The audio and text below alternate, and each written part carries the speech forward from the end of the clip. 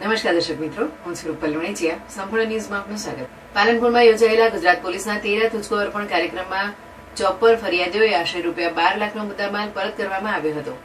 પરત કરાયેલા મુદ્દામાલમાં આશરે ₹9 લાખના ચોરાયેલા મોબાઈલ ફોન, રોકડ રકમ તેમજ અન્ય કિંમતી ચીજવસ્તુઓનો સમાવેશ થાય છે.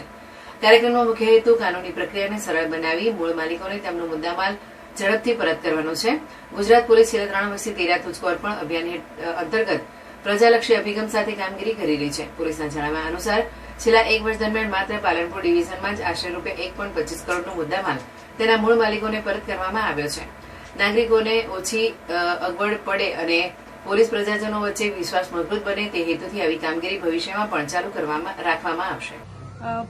ગુજરાત પોલીસ છેલ્લા 3 વર્ષથી 13 તુચકો અર્પણ કાર્યક્રમ અંતર્ગત પ્રજાલક્ષી અને પ્રજાને ઓછી અગવડ પડે પોતાનો મુદ્દામાં લેવા માટે એના માટે સતત પ્રયત્નશીલ છે, કાર્યશીલ છે અને કટિબદ્ધ છે.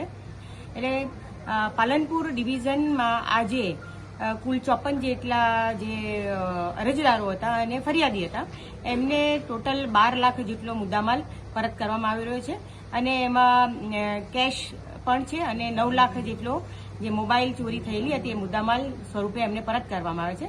એને અગાઉ પણ 2025માં પણ જે બનાસકાંઠા પોલીસ એમણે 1 કરોડ અને 25 લાખ જેટલો એટલે પાલનપુર ડિવિઝન સ્પેશિયલી પાલનપુર ડિવિઝને 1 કરોડ ને 25 લાખ જેટલો મુદ્દામાલ પરત કરેલો હતો અને એ પ્રક્રિયા સતત ચાલુ છે.